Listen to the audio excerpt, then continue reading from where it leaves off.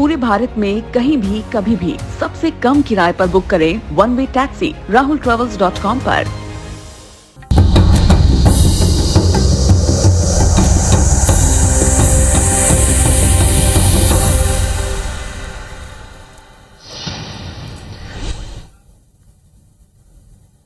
मुख्यमंत्री इतने अच्छे हैं कि शायद उनसे ऐसा खुद न हो, मगर मुख्य सचिव इकबाल सिंह जैसा अधिकारी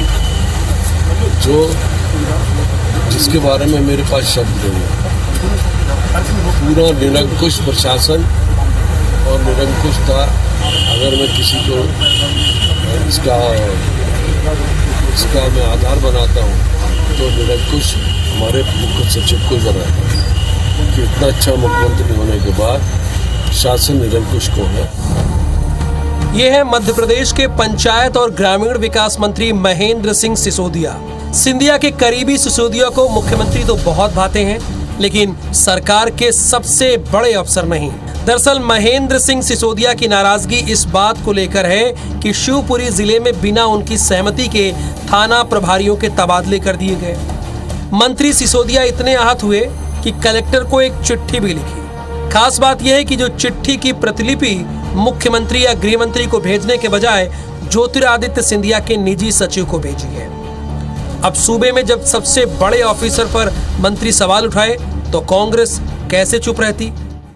लगातार मंत्री राजनेताओं और जनता के प्रतिनिधियों का नौकरशाही द्वारा अपमान करना ये मध्य प्रदेश में आम बात हो चुकी है। अब एक मंत्री की ये स्थिति है सिसोदिया जी की कि उनका बात नहीं हो रहा है, फ़ोन नहीं उठा रहे हैं चीफ सेक्रेटरी या IAS अधिकारी, तो ये बहुत बड़ा दुर्भाग्यपूर्ण है। तो कुल मिला के ये पूरी तरह से जो ब्यूरोक्रेसी का राज हो गया है मध्य प्रदेश। ये सही है कि मामले में कांग्रेस को बैठे बिठाए मुद्दा मिल गया है बीजेपी सरकार को घेरने का, तो इसे भुनाने में वो कोई कोर कसर नहीं छोड़ना चाहती। दूसरी ओर बीजेपी बेहद संभल कर आगे बढ़ रही है। कई बार जाने अनजाने में भी चूक हो सकती है या जानबूझकर हुई, ये दोनों ही प्रश्न खड़े होते हैं, लेकिन मुझे भरोसा है कि मुख्यमंत्री जी ये जो समस्याएं या कोई बात है उसको निपटा लें। आपको ये भी बता दें कि महेंद्र सिंह सिसोदिया 3 साल पहले ही ज्योतिरादित्य सिंधिया के साथ कांग्रेस छोड़कर बीजेपी में आए थे। अब सवाल उठता है कि क्या वाकई MP में नौकरशाह निरंकुश हो गए हैं? मंत्री जी की नाराजगी की वजह सिर्फ ऑफिसर ही हैं? ऐसे कई सवाल हैं जो इस प्रकरण से उठ रहे हैं। मंत्री जी की नाराजगी को शिवपुरी की प्रभारी मंत्री यशोधरा राजे सिंधिया के साथ उनकी तनातनी को भी माना जा रहा है। वैसे जब मुख्यमंत्री ने समझाया तो महज 24 घंटे के अंदर मंत्री सिसोदिया के बयान भी बदल गए।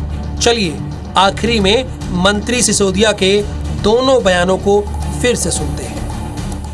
मुख्यमंत्री इतने अच्छे हैं कि शायद उनसे ऐसा खुद न हो, मगर मुख्य सचिव इकबाल सिंह जैसा अधिकारी जिसके बारे में मेरे पास शब्द नहीं है, पूरा निरंकुश प्रशासन और निरंकुशता, अगर मैं किसी को इसका मैं आधार बनाता हूँ तो निरंकुश हमारे मुख्य सचिव को बनाता है। शिवराज सिंह जी से अच्छा कोई मुख्यमंत्री नहीं हो सकता। और आज फिर ये बोल रहा हूँ मैं, जैसा भी प्रशासन है शिवराज सिंह जी सबको दुरुस्त कर लेंगे, सबको अच्छा कर लेंगे। नमस्कार, आप देखना शुरू कर चुके हैं face to face Madhya Pradesh. मैं हूं आपके साथ Rahul Saumitra. Face to face Madhya Pradesh अब आज से और भी धारदार होने जा रहा है, क्योंकि जो सवाल हैं उनके जवाब आप तक पहुंचने चाहिए। विषय केंद्रित ये बहस होनी चाहिए, क्योंकि जो मेहमान आते हैं उनकी मंशा भी यही होती है कि वो विषय से इधर से उधर ना जाएं, परंतु कई बार ये चीजें हो जाती हैं। इसीलिए फेस टू फेस मध्य प्रदेश आज से आपके लिए और धारदार होना जा रहा है। तो सवाल नंबर 1, हमारा सवाल क्या होगा? मंत्री सिसोदिया की नाराजगी की वजह क्या है, यह जानने की कोशिश करेंगे। सवाल नंबर 2 कि क्या MP में नौकरशाही निरंकुश हो गई है, यह हमारा दूसरा सवाल है। सवाल नंबर 3, मंत्री जी की नाराजगी सिर्फ ब्यूरोक्रेट से है, क्यों, ये भी टटोलने की कोशिश करेंगे। और सवाल नंबर 4, सिसोदिया ने 24 घंटे के भीतर क्यों बयान बदला, इसके मायने क्या है, यह भी जानने की कोशिश करेंगे। और सवाल नंबर 5, सीएम की जगह सिंधिया को चिट्ठी क्यों लिखी गई मंत्री जी के द्वारा, इसके मायने क्या है। आज की हमारी इस बहस में इन्हीं 5 सवाल के जवाब अपने मेहमानों से जानेंगे। दोनों खास मेहमान हमारे साथ जुड़ गए हैं। अजय सिंह यादव जी हैं, उपाध्यक्ष हैं कांग्रेस मीडिया सेल के, आपका बहुत स्वागत है। और धैर्यवर्धन शर्मा जी, भारतीय जनता पार्टी के बड़े तेज तर्रार प्रवक्ता हैं, इस वक्त हमारे साथ जुड़ गए हैं, आपका भी बहुत बहुत स्वागत है। धैर्यवर्धन शर्मा जी, मेरा बड़ा सीधा सा सवाल है, उम्मीद करता हूं आप सीधा सा ही जवाब देंगे। भारत का सर्वोच्च मुख्यमंत्री का सीएस मक्कार, निरंकुश और पार्टी के विपरीत मंशा से, यानी पार्टी की जो विचारधारा है उससे विपरीत कार्य कर रहा है, यह कैसे हो सकता है? चूंकि यह मेरा सवाल नहीं है, आप ही के माननीय मंत्री जी का सवाल है। देखिए, पंचायत मंत्री महेंद्र सिंह सिसोदिया जी के बयान को फ्राई करने की आवश्यकता नहीं है। उसमें बहुत रंग रोगन डाल करके प्रस्तुत करने से मुझे लग रहा है विषय वस्तु परिवर्तित होगी। सर प्लीज, इसमें एक भी शब्द नहीं है, मैं आपको चैलेंज देता हूं, अगर एक भी शब्द मेरा हो तो आप मेरे खिलाफ एक्शन ले लीजिए। ये आपके मंत्री जी के शब्द हैं, सारे के सारे। बोलिए धैर्यवर्धन जी। स्वामित्री जी, मेरा निवेदन केवल इतना सा है कि शासन को प्रशासनिक अधिकारियों से काम लेना होता है और लोकतंत्र में अधिकारी सर्वोपरि नहीं है। निर्वाचित प्रतिनिधि हैं, जो सत्ता है, जो सरकार है, मंत्री हैं, मुख्यमंत्री हैं, ये निश्चित तौर पर बड़ी हैसियत रखते हैं। इनकी संवैधानिक जो इच्छाएं, इनके जो निर्णय हैं, उनका समय पर क्रियान्वयन हो, यह अधिकारियों की जिम्मेदारी होती है। यदि कहीं पर माननीय मंत्री जी को लगा होगा कि कोई संवाद की कमी है तो उनकी तलखी प्रकट हो गई, पर यह सब होता रहता है। मंत्रियों को कोई शिकायत है तो सरकार के मुखिया, मुख्यमंत्री जी के समक्ष वे विषय आते हैं और मुख्यमंत्री जी इन सब विषयों का हल निकालते हैं, क्योंकि आखिरकार सर्वे सर्वा तो माननीय मुख्यमंत्री जी ही हैं। तो इसको इसी रूप में लेना चाहिए कि उन्होंने अपनी बात जरूर माननीय मुख्यमंत्री जी को भी बताई होगी। और धैर्यवर्धन जी ने ये कहा कि अजय सिंह यादव जी, ये सब होता रहता है, चलता रहता है।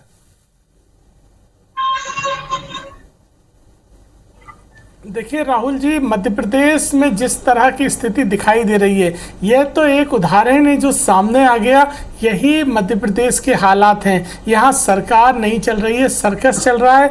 मंत्री अधिकारी केवल भ्रष्टाचार में लिप्त हैं और भ्रष्टाचार की खींचतान की इस तरह की परिणति सामने आई है। मंत्री जी कुछ तबादलों में अपना हस्तक्षेप चाहते थे, तबादलों में उनका हस्तक्षेप नहीं हो पाया और मुख्य सचिव द्वारा उनकी बात नहीं मानी गई, तो मंत्री जी ने स्पष्ट मुख्य सचिव के ऊपर आरोप लगा दिए, उन्हें नकारा, निकम्मा कह दिया। अब ऐसे में दो में से एक चीज हो सकती है, या तो मुख्य सचिव नकारा, निकम्मे हैं, या फिर मंत्री जी गैर जिम्मेदार हैं जो इस पद पर रहने लायक नहीं है। अन्यथा मध्य प्रदेश के सबसे बड़े विभाग के मंत्री, मैं आपको कोट कर रहा हूं, ये पंचायत एवं ग्रामीण विकास मंत्रालय संभालते हैं जो मध्य प्रदेश की 70% हिस्से को कवर करता है। तो ऐसे विभाग को संभालने वाला मंत्री अगर इतना गैर जिम्मेदार है तो ऐसा भी नहीं हो सकता है। ये असल में भारतीय जनता पार्टी की कलई खोलने का एक उदाहरण है। और साथ में प्रतिलिपि देखिए, ज्योतिरादित्य सिंधिया जी नागरिक उड्डयन मंत्री के निज सचिव को दी जा रही है, जबकि मध्य प्रदेश के विभागीय दस्तावेज में केंद्रीय मंत्री को किसी तरह की प्रतिलिपि का क्या लेना देना है, या फिर यह स्पष्ट होना चाहिए कि ये तबादले ज्योतिरादित्य सिंधिया जी ने रिकमेंड करे थे, इसलिए महेंद्र सिसोदिया ने प्रतिलिपि सिंधिया जी को भेजी है कि हम आपका काम नहीं कर पाए और इस वजह से काम नहीं हो पा रहा है। ये केंद्रीय नागरिक उड्डयन मंत्री को चिट्ठी लिखी गई और एसीएस होम को उसकी प्रतिलिपि, यानी कलेक्टर को चिट्ठी लिखी गई और उसकी प्रतिलिपि मुख्यमंत्री को न भेजकर भेजी गई है केंद्रीय नागरिक उड्डयन मंत्री को। इसका जवाब देखिए, दोनों अलग अलग बातें हैं। सबसे पहली बात है, प्रभारी मंत्री के नाते उनको अधिकार होते हैं कि वे तमाम मैदानी पोस्टिंग होती है, उसमें जिले की परिस्थिति को समझते हुए उनकी राय मशवरा बहुत मायने रखता है। और जिले के पुलिस अधीक्षक की भी अपनी जवाबदारी होती है कि वे वर्तमान हालातों में किसको कहां से हटाना है, किसको पहुंचाना है, इस पर उनको भी फौरी तौर पर निर्णय लेने होते हैं। ये दोनों के बीच सामंजस्य का विषय होता है। और सामान्य तौर पर जो पुलिस अधीक्षक को बहुत आवश्यक लगता है, वे अपनी बात रिक्वेस्ट प्रभारी मंत्री जी के समक्ष रखते हैं, और प्रभारी मंत्री जी के ध्यान में कोई बात होती है तो वे नाम भी सूची में शामिल होते हैं, और उसके बाद फाइनल डिस्कशन के बाद वो ऐसे स्थानांतरण होते हैं। पर यहाँ क्या कारण रहा? और मंत्री सिसोदिया जी की नाराजगी की वजह क्या है सर? मंत्री सिसोदिया, चूंकि हमारा सवाल ये रहा है, उसकी वजह क्या है आपके लिहाज से? नहीं, देखिए, इस पर मैं बहुत ज्यादा बोलने की स्थिति में नहीं हूँ, क्योंकि ये तो मंत्री जी बता पाएंगे कि उनको नाराजगी क्यों रही, कितनी रही, क्या कारण थे। अभी तो मैं केवल इतना कहूंगा कि ये प्रभारी मंत्री के अधिकार क्षेत्र में होता है कि वो जिले की व्यवस्था को गवर्न करें, शासित करें, और कलेक्टर, एसपी और अन्य विभागीय अधिकारी उनको रिपोर्ट करते हैं, उनसे अनुमोदन लेते हैं, उनसे सलाह मशवरा करते हैं, उनके आदेश का पालन करते हैं। बिल्कुल, ये हमारी शासन व्यवस्था है, तो उसका पालन होना चाहिए। ठीक है, बिल्कुल। अजय सिंह यादव जी, ये परंपरा सही है कि जिले के कप्तान को फुल कमांड न देकर प्रभारी मंत्री को कमांड? अरे, लॉ एंड ऑर्डर में कोई गड़बड़ होगी, दिक्कत होगी, तो कोई मंत्री जी से नहीं पूछने जाएगा कि माननीय मंत्री जी यहाँ पर कत्ल क्यों हो गया, यहाँ का लॉ एंड ऑर्डर फेल क्यों है। वो पूछेगा कप्तान से। तो ये आधी छूट क्यों? देखिए राहुल जी, भाजपा के प्रवक्ता अपने मंत्री जी की तरह ही हास्यास्पद बातचीत कर रहे हैं। जिम्मेदारी पूर्वक बात करना चाहिए। आप कह रहे हैं मंत्री जी का अधिकार होता है सारे तबादलों में हस्तक्षेप करना, लेकिन पुलिस अधीक्षक भी कर सकते हैं। तो आप एक ही बात कह दीजिए कि पुलिस अधीक्षक ने गलत किया है, तो एक लाइन तो रखिए। या फिर मंत्री जी गलत तरीके से हस्तक्षेप करना चाहते हैं, अपनी राजनीतिक महत्वाकांक्षा या भ्रष्टाचार का कोई ऐसा खेल जिसको पूरे करने के लिए वो तबादले करना आवश्यक थे, इसलिए मंत्री जी द्वारा ये दबाव बनाया गया है। आमतौर पर जिले के अंदर पुलिस अधीक्षक अपनी व्यवस्था करता है और उसमें किसी तरह की रूटीन अनुमोदन की कोई व्यवस्था नहीं होती है, और उसके बाद मंत्री जी द्वारा जो दबाव बनाया जा रहा है वो पूरी तरह से गलत है, और इसीलिए मध्य प्रदेश में अपराध नहीं रुकते हैं। जब पुलिस कर्मियों की नियुक्तियां तबादलों में राजनीतिक हस्तक्षेप होंगे तो अपराध कैसे रोकेंगे? तभी तो अपराधियों के बोलबाले मध्य प्रदेश में बढ़ रहे हैं। हम अपने दूसरे सवाल की ओर आते हैं और केवल भ्रष्टाचार और हिस्से के लिए लड़ाई है दोनों लोगों से। सर, मैं ये जानना चाहता हूं धैर्यवर्धन जी, क्या मध्य प्रदेश में नौकरशाही निरंकुश है? ये आज का हमारा दूसरा सवाल है। नहीं, निरंकुश होने की बात कहाँ? निरंकुश होने का सवाल ही पैदा नहीं होता है। मध्य प्रदेश में तमाम लोक कल्याणकारी योजनाओं को वे अधिकारी धरातल पर पहुंचा रहे हैं, काम कर रहे हैं। सरकार के हिस्से के तौर पर पार्ट ऑफ गवर्नमेंट जो है वो बहुत सक्षमता के साथ, ईमानदारी के साथ अपना काम कर रहे हैं। पर जहां कहीं भी यदि ऐसा लगेगा कि कोई कोताही बरती गई है, कहीं पर कुछ हुई है, तो फिर वहां पर सवाल खड़े होंगे। और अधिकार है सबको अपनी बात रखने का, किसी से नाराजगी प्रकट करने का, उसको ठीक करने का, वरिष्ठ व्यक्ति तक अपनी बात पहुंचाने का। और यही तो लोकतंत्र की खूबसूरती है। कहीं पर कोई गलत है तो वो अपने आप को 2 कदम पीछे करता है। ठीक है अजय जी, ये लोकतंत्र की खूबसूरती है, निरंकुश नहीं है प्रशासन। ये लोकतंत्र की खूबसूरती है कि उनके मंत्री भी सीधे सीधे सवाल पूछ रहे हैं।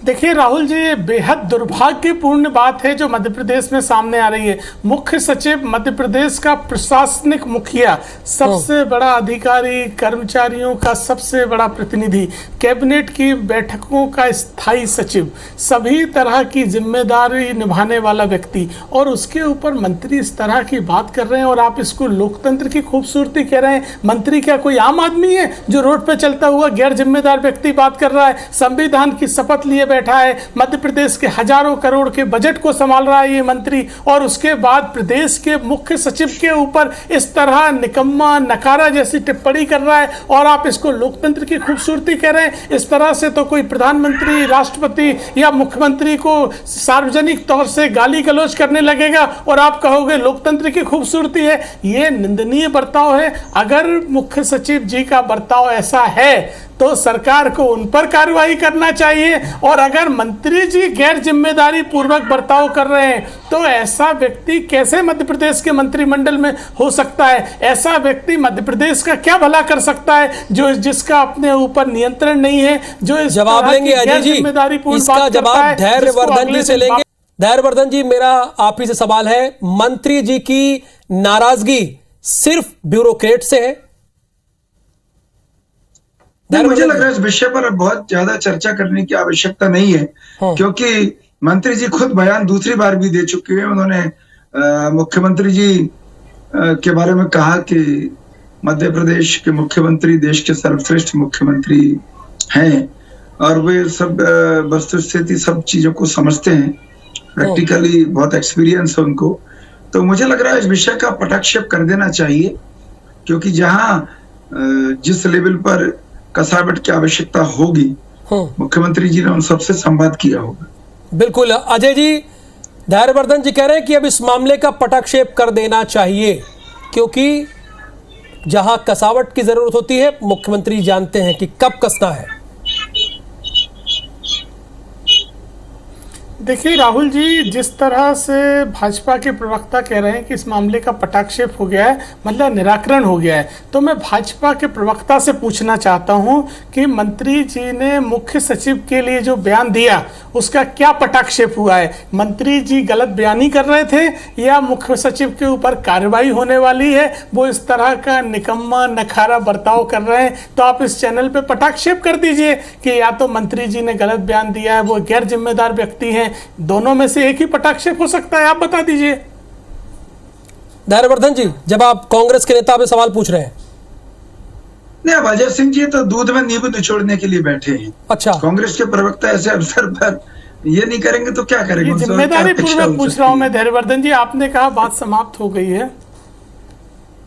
नहीं अजय जी, मैं आपकी भूमिका पता तो चले क्या समापन हुआ इस विवाद का। आप तो बिल्कुल नींबू लेकर बैठे हैं कि नींबू निचोड़ दियो। नहीं, मैं दर्शकों को बताइए, प्रदेश की जनता को, हमारी भूमिका छोड़िए, हमारी भूमिका की चिंता मत करिए धैर्यवर्धन जी, प्रदेश की 7.5 करोड़ जनता को बताइए कि क्या मुख्य सचिव जी गलत हैं, नकारा निकम्मा है जैसा मंत्री जी कह रहे हैं, या मंत्री जी गैर जिम्मेदार है? कुछ एक तो होना चाहिए ना। आप कैसा निराकरण हुआ आप हमें बताइए, हमें भी नहीं पता, आप बता दीजिए दोनों में से क्या निराकरण हुआ है? क्या मंत्री जी गैर जिम्मेदार हैं, उन्हें ध्यान नहीं रहता है किसके बारे में क्या बोलना है, इसलिए गैर जिम्मेदारी पूर्वक उन्होंने बोल दिया, या फिर मुख्य सचिव इस तरह के हैं? तो बता दीजिए, आप उन पे कार्रवाई होने वाली है। धैर्यवर्धन जी, क्या इसका जवाब देना चाहेंगे आप? पूछ के आए होंगे क्या सौमित्र जी, मैंने निवेदन किया है सौमित्र जी कि तलखी क्यों थी, क्या कारण रहे और किस स्तर की थी, वो सब चर्चा में आया होगा, और सब मिल बैठ कर के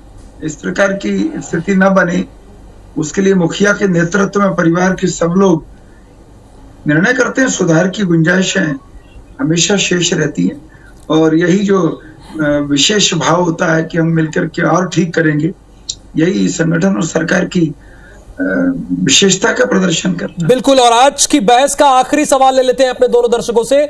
सिसोदिया ने 24 घंटे के भीतर क्यों अपना बयान बदला और इसके क्या मायने हैं? सर, आप दोनों के पास समय है।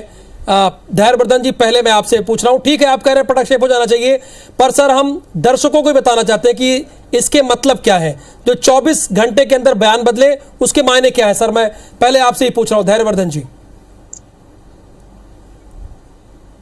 कहीं ना कहीं उस बात पर कोई चर्चा हुई होगी, और कुछ कोई नाराजगी है, कोई तलखी है, या कोई घटनाक्रम ऐसा घटित हुआ जिसके कारण से कोई भ्रांति उत्पन्न हुई, उस पर कोई प्रोग्रेस हुई होगी निश्चित तौर पर। तो इसलिए जवाब दे रहे हैं या फिर आंशिक परिवर्तन होता है। जिम्मेदारी पूर्वक जवाब दीजिए, या फिर काल्पनिक जवाब दे रहे हैं आप? अजय जी, 24 घंटे में जो बयान बदले उसे आप कैसे देखते हैं? ये हमारा आखिरी सवाल है आज का फेस टू फेस मध्य प्रदेश का।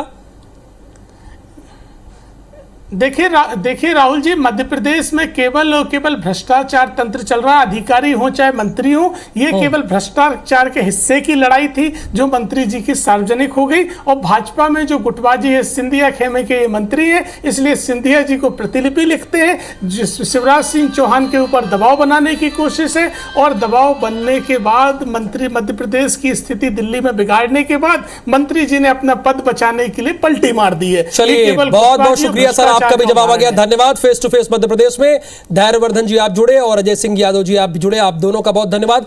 लेकिन सबसे बड़ा यही सवाल है और ये जनता अब इसका जवाब देगी और समझेगी इसके मायने क्या है। भारत के सर्वोच्च मुख्यमंत्री, ये मंत्री का कहना है, सर्वोच्च मुख्यमंत्री के सीएस यानी जो सबसे बड़े ऑफिसर हैं वो कैसे मक्कार हो सकते हैं, वो कैसे निरंकुश हो सकते हैं, इसके मायने क्या है, क्यों वो इस बात को कहना चाह रहे हैं। आज के फेस टू फेस मध्य प्रदेश के बहस में इन सवालों के जवाब भी आपको मिले, भारतीय जनता पार्टी के प्रवक्ता और कांग्रेस के प्रवक्ता ने दिए, लेकिन आकलन आपको करना है। धन्यवाद।